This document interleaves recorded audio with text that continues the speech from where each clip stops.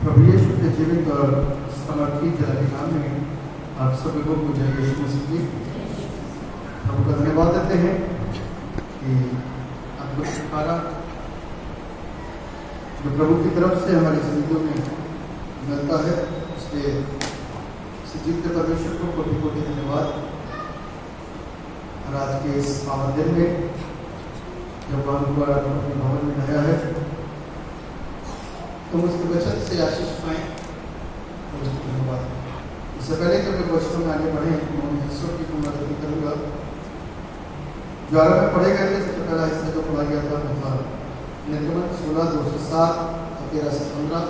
उसके बाद जो हिस्सा पढ़ा गया था उसका यूहन्ना रचित सुसमाचार अच्छे है 24 पद से लेकर के 31 पद तक। और उत्तरवादी पाठ के रूप में भजन 99 इनसे संबंधित जो आज का थीम है, जो आज का शीर्षक जिस पर हम लोग आज विचार विमर्श करेंगे वो है Jesus is the bread of life. यीशु जीवन की रोटी है। यीशु कौन है? जीवन। आइए इस विषय पर मनन करने से पहले अपनी आंखों को बंद करेंगे और पूरा के साथ जीवित और समर्पित का परमेश्वर धन्यवाद देते हैं आपके आशीषों के लिए जो आपने हम सबको दिया, संभाला, सुरक्षित रखा, इसके सब पर अपनी करुणा और सबको अपनी दया रखना, सबको बरकत, सब आपके नाम के द्वारा उत्तम आशीष पाएं और आपको धन्यवाद। वचन हमारे जीवन के अंदर काम करे और हमको संभाले और यीशु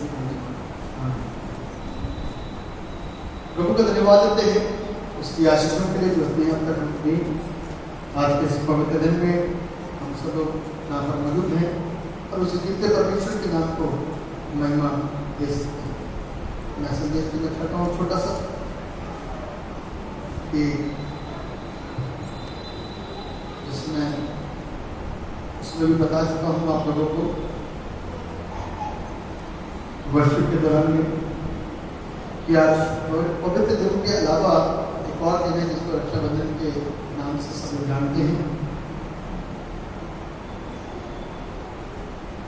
रक्षा पहले जोड़ा गया और बंधन बाद में, यानी कि इस बंधन को बांधा जाएगा तो रक्षा होगी, बंधन नहीं बंधेगा तो रक्षा नहीं। ऐसा तो नहीं है। रक्षा बंधन इसलिए हो गया क्योंकि ये दो धर्मों का एक समन्वय था और इसके पूर्व काल में यदि हम जाएंगे जहां पर इसकी बुनियाद है, इसकी शुरुआत है,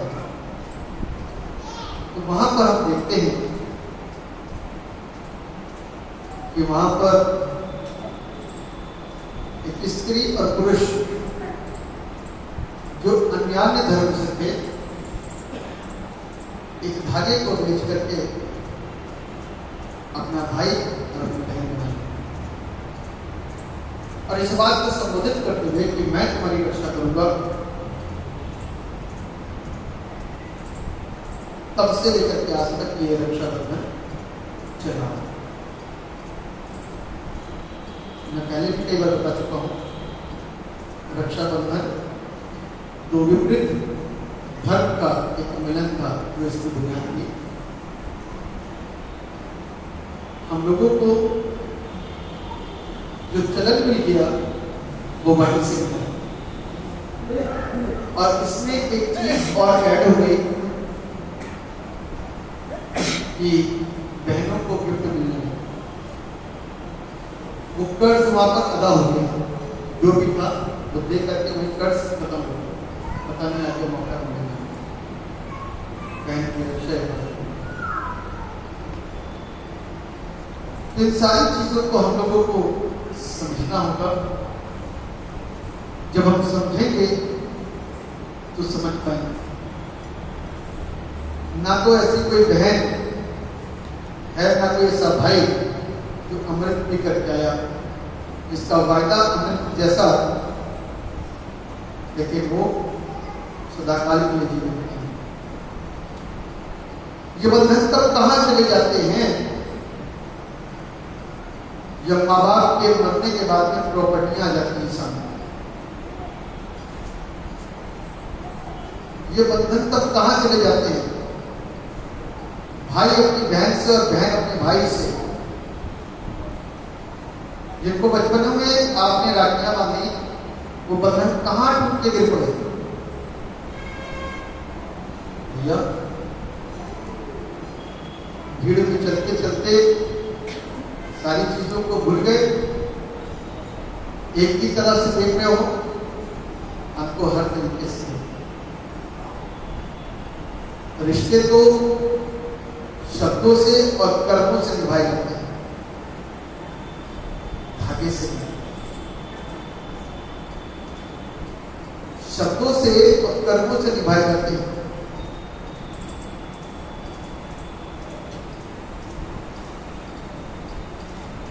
हम लोग के पास भी बहनें हैं, क्या हम अपने बहन को यदि कोई तकलीफ होती तो क्या मैं यहाँ से तुरंत वहां पहुंच सकता हूँ? एक दो दिन के बाद। या भाई को कोई तकलीफ होगी तो बहन कब आएगी? एक दो दिन के बाद। तो क्या हम लोगों को एक दूसरे का ख्याल नहीं? तो पता नहीं है कोई ऐसी बीमारी हो गई, ना बहन बचा सकती है ना भाई बचा सकता है, तो कौन बचाए? बहन किसके सामने घुटने टेकेगी और भाई किसके सामने घुटने टेकेगा? यीशु। आज इत्तेफाक से ये दिन पवित्र दिन में आ गया, ये त्योहार पवित्र दिन में मनाया जा रहा है, इसलिए लोगों की संख्या कम। सत्य को जानोगे, सत्य में आजाद। यीशु ने अपने खून को बहा करके एक ऐसे प्रेम के बंधन में हमको और आपको बांधा है। हम मर जाएंगे लेकिन उसका वायदा कभी नहीं बनेगा। जो प्रॉमिसेस उसने किए हैं वो प्रॉमिस कभी नहीं टूटे। तो चीजों को समझे, ख्यालों को समझे। बहुत सारे ऐसे भाई हैं, बहुत सारे ऐसे बहनें हैं, ध्यान रखना चाहिए। आपके अपने अपने परिवार है, फर्ज करिए किसी के ऊपर आंच आ गई, किसी के ऊपर भी आंच आ गई जरा से भी, अपने बैंक बैलेंस में से 2, 3, 4 लाख जो आप अपने परिवार पर खर्चा कर सकते हो, बहन पे खर्चा कर दोगे या बहन भाई पे खर्चा कर दोगे? कहाँ जी रहे हैं, कहाँ जी रहे? तब तो स्वार्थ नजर आएगा, तब तो अपना अपना नजर आएगा, तब तो हम ये कह पाएंगे क्या कहते कि अपने बेटे के और अपनी बेटी की ट्रेनिंग के बचा कर रखा पैसा खर्च कर पाए, जिसके लिए आज चर्च छोड़ दिया, जिसके लिए आज संगतियां छोड़नी है, संभव है? यदि समझ में आ गया हो बहुत अच्छी बात है, नहीं समझ में आया तो एक बार सोचो। सारे बंधन यीशु के साथ जोड़ दो। तो मैं ये सोचता हूँ यहाँ भी खत्म हो गए, लेकिन उसका प्रॉमिस कभी खत्म नहीं, और यहाँ के बाद भी उसने मेरे रात में प्रकट करके रखा है, कभी ना छोड़ेगा, कभी ना। हालेलुया। ऐसे जीते परमेश्वर की आराधना करने हैं जो बंधनों को तोड़ना है। मैंने कभी बोला था, रवि बोला, बहन भाई में से किसी के ऊपर शैतानी शक्ति ऊपरी आ गई तो क्या भाई रक्षा कर पाए या बहन रक्षा कर पाए? तो कौन करे? उसके पास हम उससे ऐसा बंधन जोड़ो तो नहीं जोड़ा, क्या चाहिए उससे मांगो, तू नहीं देगा पर उससे बंधन जोड़ेंगे तो आशीषित होंगे। यदि उससे बंधन टूट गया और संसार के सारे बंधन आपने जोड़ लिए तो कोई लाभ नहीं। इसलिए एक बंधन को जोड़िए जो हमारे और आपके जीवन के अंदर सुख प्रदान आगे करती है। जो आज सबक है, Jesus is the bread of life. एक ऐसी रोटी जिसको कि हम और आप जीवन की रोटी बोलते हैं। कौन सी रोटी बोलते हैं? जीवन की रोटी। हम और आप यहाँ से जाएंगे, सीधे रोटी खाएंगे। बहुत सारे लोग तो रोटी के इतने दीवाने हैं, इतने दीवाने कि बगैर रोटी खाए तो उनका काम चलता ही, क्योंकि शरीर के अंदर कमजोरियां लग जाती, इस देह के अंदर कमजोरी आने लग जाती। प्रभु यीशु मसीह जो रोटी लेकर के आए वो आत्मिक रोटी थी, स्वर्ग की रोटी। एक गीत भी किसी ने गाया है, ऐसी रोटी दे मुझको, ऐसा पानी दे मुझको, खाकर फिर भूखा न रहूं, पीकर फिर प्यासा। ऐसी रोटी खाए जो मेरे घर में रहती कर खा नहीं पाती। प्रतिदिन की रोटी, रोज की रोटी जो घर में रहती है,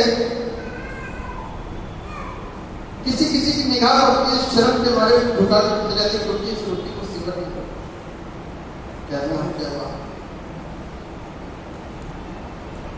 इस रोटी को इग्नोर करके खिलाते, लेकिन खाने वाली रोटी खा रही होती है। सवेरे सवेरे काम करने से पहले घर में हल्ला जरूर करता, जल्दी से रोटी बनाओ, जाना है, टिफिन मानो जल्दी से जाना है। लेकिन इसके लिए कभी हल्ला नहीं किया। प्रभु यीशु मसीह वाली रोटी है, उसने मेरे दोनों इंतजाम किए हैं, एक पेट भरने वाली रोटी और एक आत्मा भरने वाली रोटी। एक से पेट तृप्त होता है और एक से आत्मा तृप्त होता है। कि हम और आप उसके द्वारा उस रोटी को स्वीकार, जब हम उस रोटी को वहां जाकर के, प्रभु भोज को वहां जाकर के लेते हैं, जिसको मैं और आप उसकी देह कहते हैं।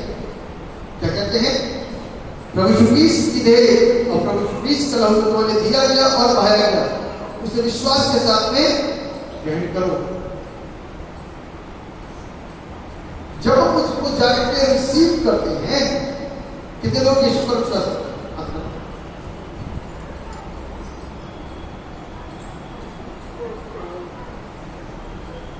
ये रोटी किस चीज को संबोधित करती है?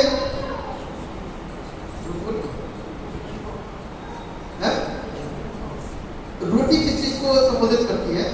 चीनी किस चीज का है? यीशु मसीह की देह। यदि देह आपकी नहीं, वेफर्स काय का बनाता मतलब वेफर्स आपने ली और ये परिवर्तित होकर पास का टुकड़ा बन गया है, तो चबा जाओगे। प्रभु यीशु की देह, अरे हाँ, जब आपने स्वीकार किया तो नहीं खाओगे। जब आपने स्वीकार किया कि प्रभु यीशु का लहू है, तो नहीं पियोगे। एक जगह ऐसा हुआ है, मैं इसलिए कहता हूं,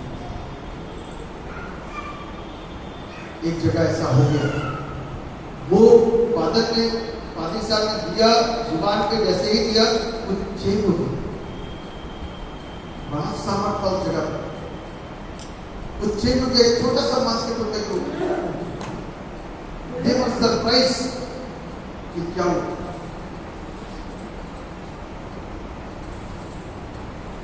उसने रिसीव कर लिया, उसने रिसीव कर लिया उसको, और रिसीव करके उसको इनहेल कर लिया।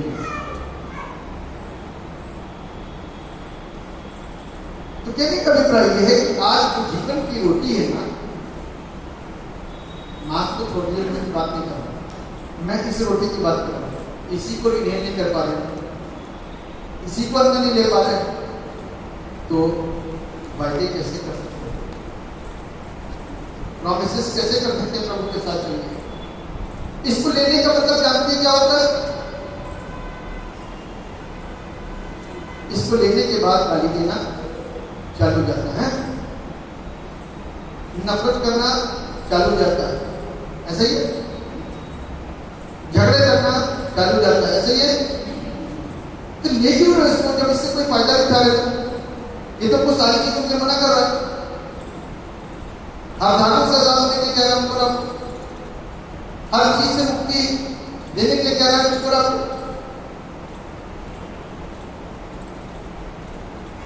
यही नहीं है। इसीलिए हमारी आत्मिकता वाली जो रोटी है ना, काम तो करती है, पता तो तब चलता सब कुछ सच आता है।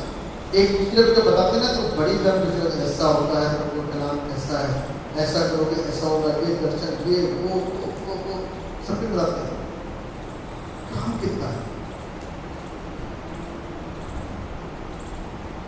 विश्वास कितना है। एक्सीडेंट होने से बचाया किसने? गवाही किसने बचाया? उनको नहीं पता होगा, तो किसी और को बता देंगे, लेकिन उनको जरूर पता जिन्होंने लगातार उनको के प्रार्थना की। जब वो परिवार यीशु को जानने के बाद में अपने परिवार के अपने पति के प्रार्थना करते हैं, उनको उसने बचाया यीशु ने। क्या तुम्हारा बचाने वाला इस दुनिया से चला गया है जो हमको बचा नहीं पाएगा? या सो गया है, जब एक्सीडेंट हो रहा होगा तो जागेगा नहीं? इससे नहीं, वो सब शक्तिमान परमेश्वर है, ना सोता है ना उठता है, वो निरंतर देता है हमारी ओर की दृष्टि पर। इसलिए जो रोटी लेकर के आया है उस स्वर्ग के पिता को धन्यवाद कि ऐसी रोटी उसने मुझको और आपको लाकर के दे दी कि हम बदल गए। हालेलुया। बड़ा अच्छा किसी की लिखा है, बदल गया मेरा सारा जीवन। जीवन तभी बदला, आप कभी किसी और की गवाही नहीं सुनोगे, कहीं और नहीं सुनोगे, मेरा जीवन बदल गया। जीवन से नहीं बदलता यीशु के पास और इस कलाम को और इस रोटी को खाने के बाद। और कहीं जीवन कहीं बदला किसी का नहीं, सिर्फ इस रोटी को खाने के बाद की जिंदगी बदली, सिर्फ विश्वास को ग्रहण करने के बाद की जिंदगी बदली, सिर्फ इसके पास आने से आंसू निकले और इसके पास आने से जीवन के अंदर शांति आई। कि कैसी होती है, कैसा धर्म, कैसा विश्वास। इसके अलावा कहीं आप देखने को नहीं मिलेगा कि कोई गवाही दे रहा हो कि मेरी जिंदगी बदल गई।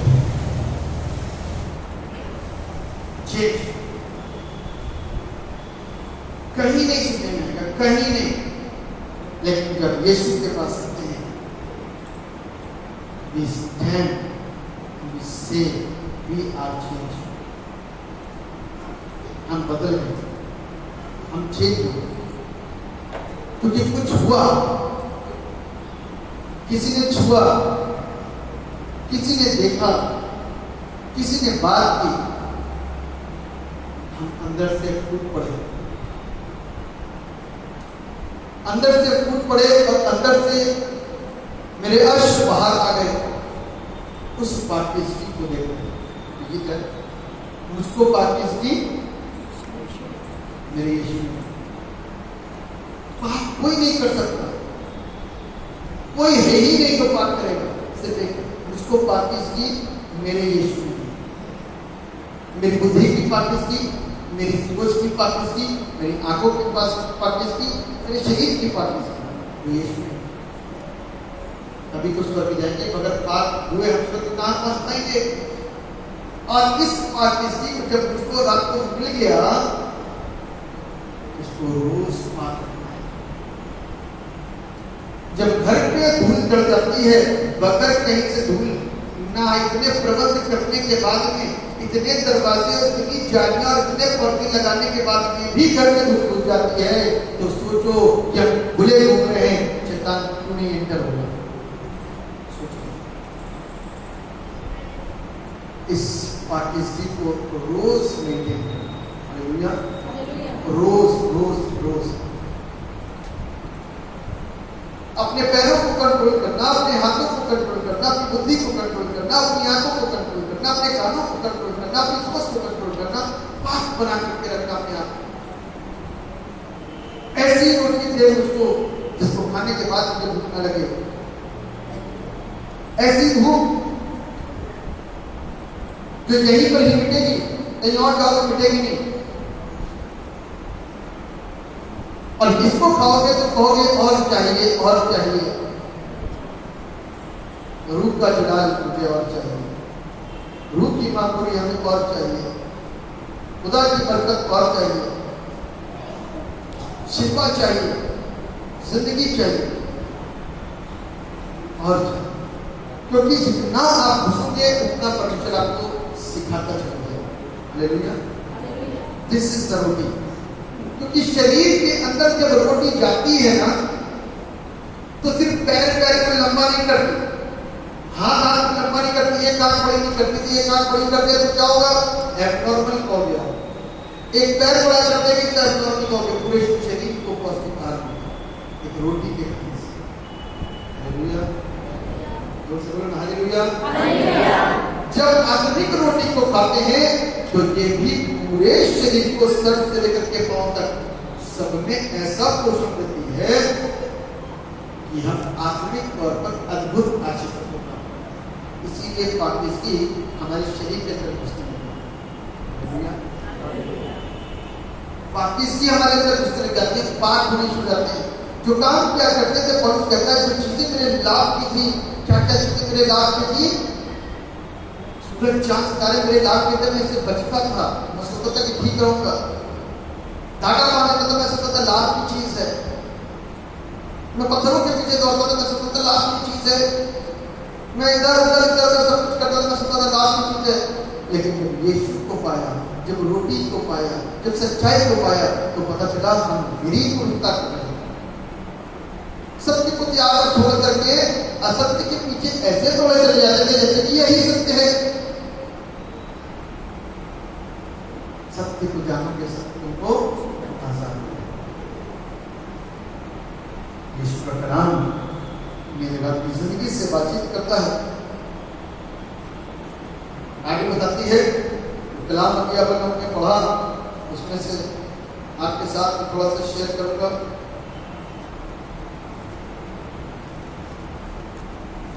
प्रभु का कलाम बताता है कि इसने 5000 लोगों को खाना खाया। कितने लोगों को? क्या उसका मकसद था 5000 लोगों को खाना खिलाना? 5000 लोगों को खाना कितने लोग खिला सकते?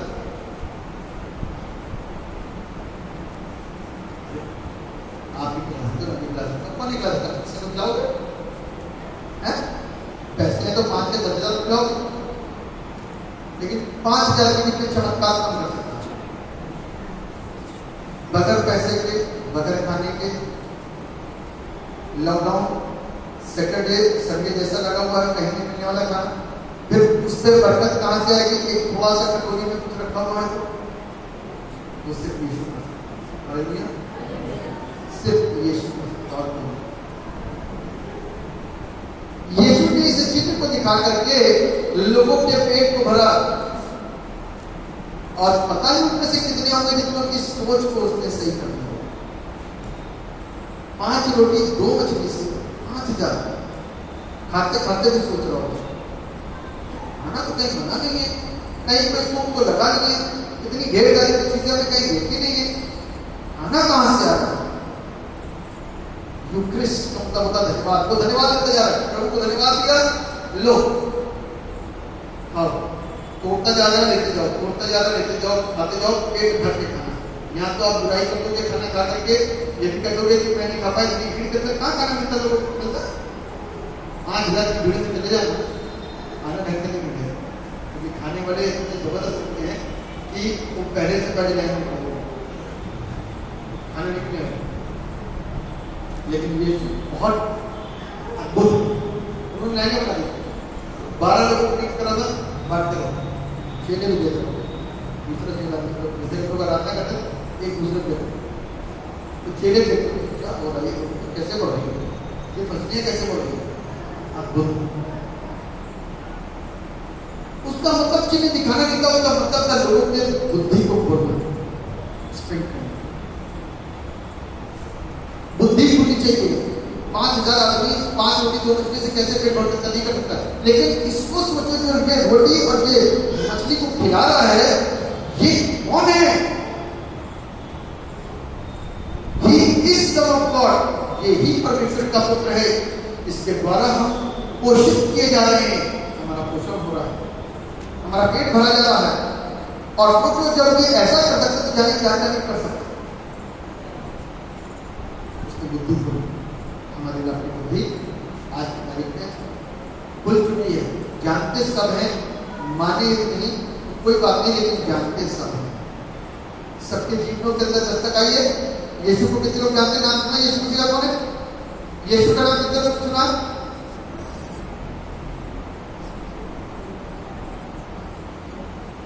अब आप उसको मानो या ना मानो, जब न्याय होगा ना तो आप नहीं कहोगे तो सब जानता है। जब न्याय होगा तो नहीं कहोगे कि हम यीशु मसीह को नहीं जानते। तब बताया जाएगा कि आए लेकिन चर्च के अंदर चंगाई मिली थी, यीशु के नाम से मिली थी। पादी साहब ने 10 बार गाने में लगाई थी, धागे खोलो, ये करो, वो करो, और ये भी बताएगा कि यीशु ही सच्चा है। सुसमाचार भी सुनाएगा, सुसमाचार भी सुनाएगा। अब मैंने ही उसको अस्वीकार कर दिया तो जब संसार में और उसके मायाजाल में फंसे। प्रभु आपकी रील खोल कर दिखा देगा, आप नहीं बताओगे तो रील खोल कर दिखा देगा। देखो ये है तुम्हारा कैमरा, कुछ खराब नहीं हो सकता, ये रील कभी नहीं खराब हो सकता।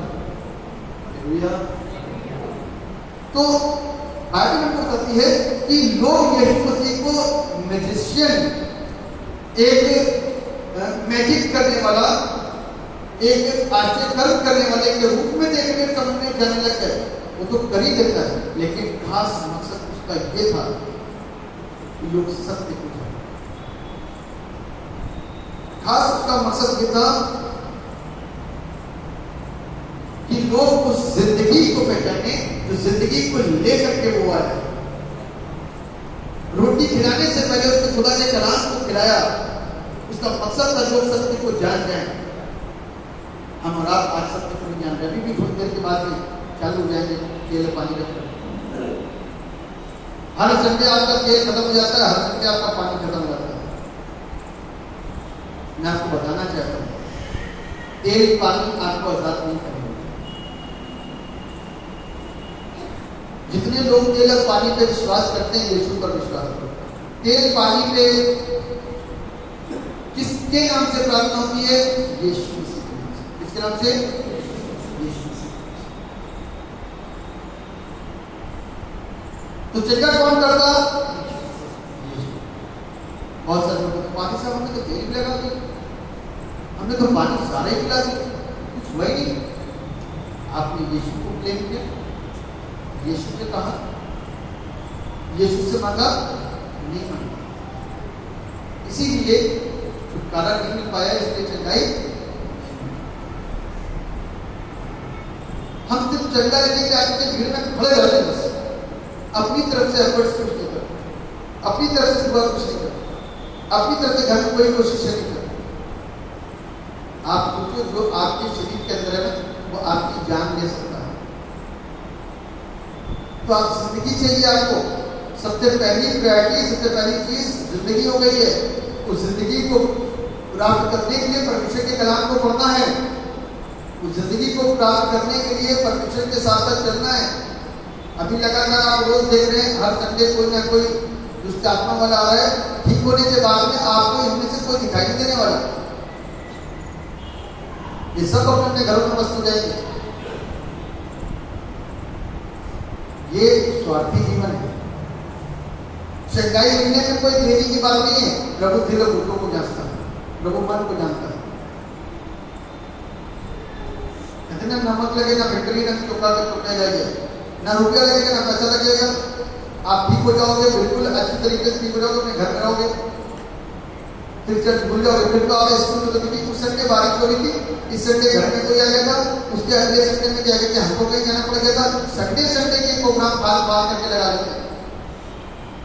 सारे प्रोग्राम संडे के होते हैं, वीकडे का कोई प्रोग्राम नहीं था, उसमें ड्यूटी अपनी ड्यूटी पे कोई बात, संडे के दिन में सारे काम करने।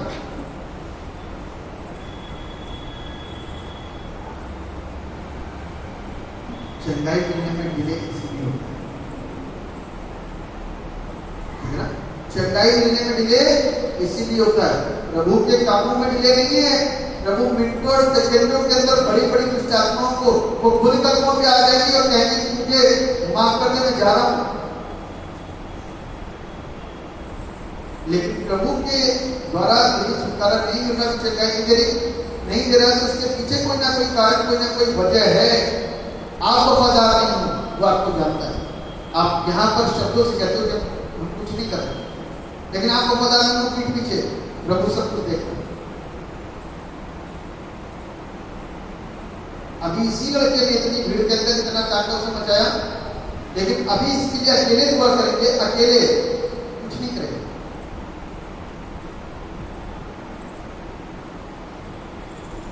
तब आराम से चलना चाहिए।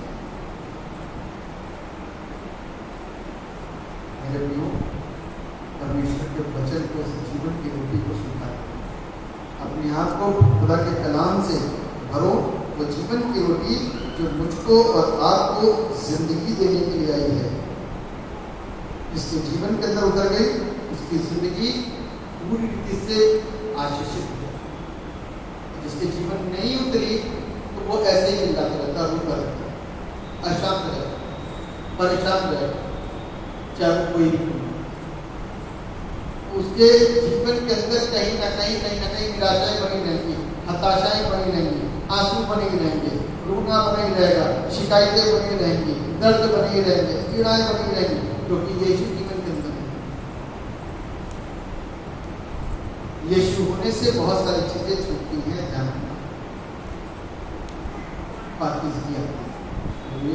सोच विचार करना। दूसरी बात,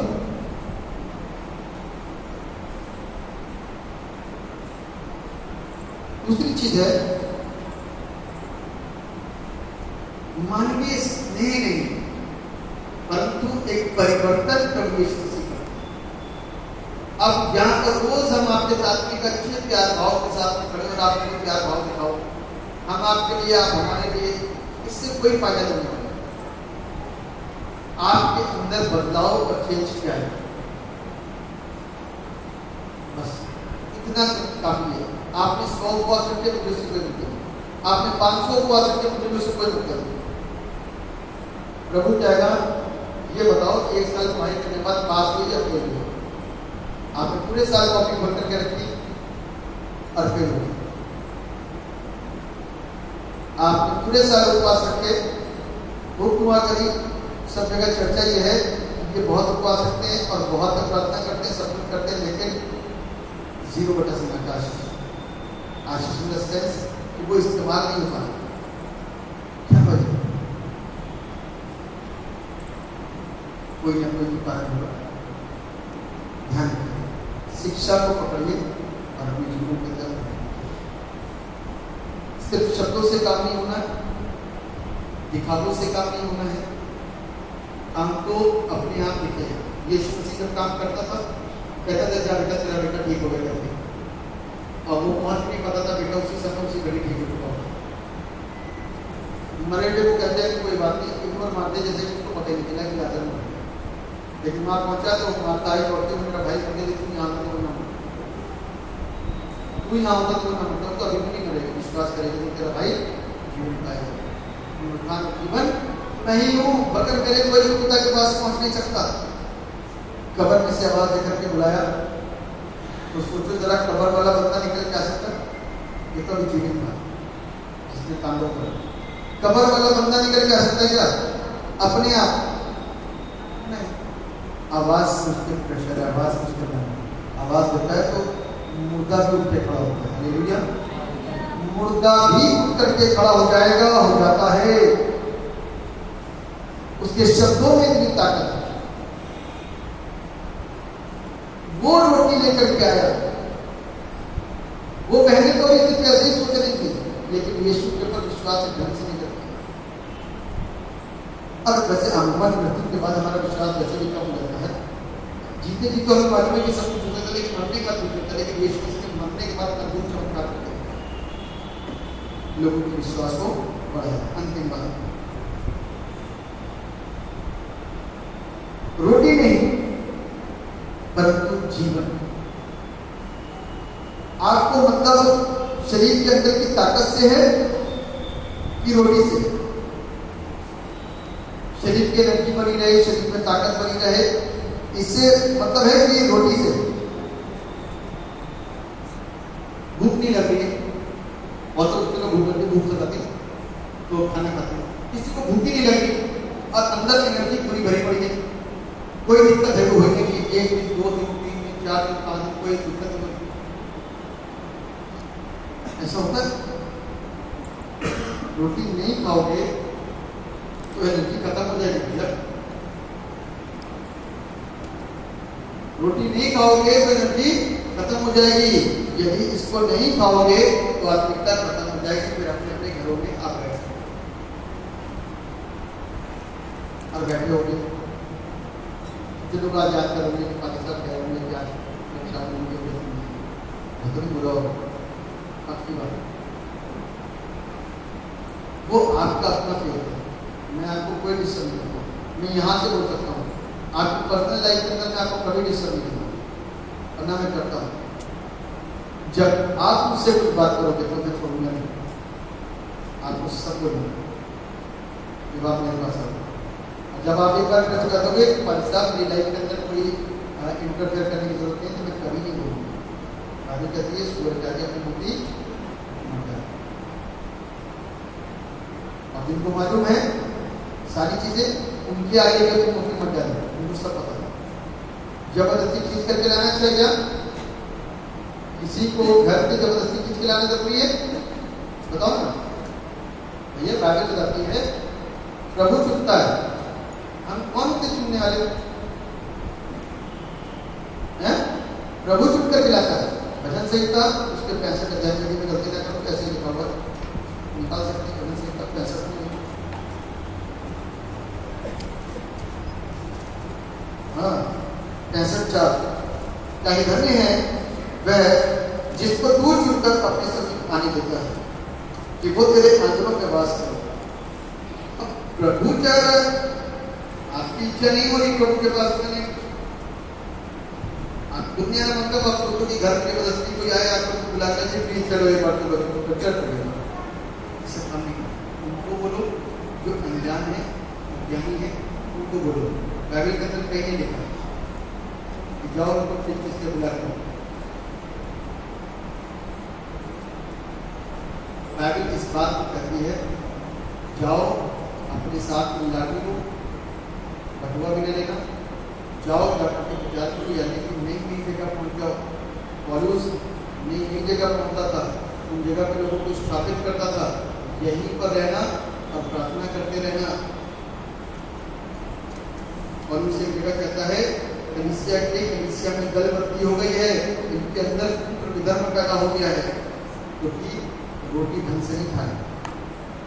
अहंकार बहुत ज्यादा है। अहंकार की वजह से हमारा पतन हो जाता है। आत्मिक पतन भी होता है, संसारिक और शारीरिक पतन भी होता है। प्रभु के साथ जुड़े हुए लोगों को आप देखो, जो प्रभु के साथ जुड़े हैं उनको देखना, और एक साल यदि वो प्रभु के पास में आए तो उनके सूत्रों को, उनके शरीरों को, उनकी आत्मिकता को, सारी चीजों को चेक करके देख लेना। वो आपसे बहुत पिछड़ चुके होंगे रेस में। वो रेस में बहुत ज्यादा पिछड़ चुके हुए। इसलिए भैया आप अपने लिए चिंता करो कि प्रभु हमको रात में जिंदगी देने के लिए आया, रोटी देने के लिए आया।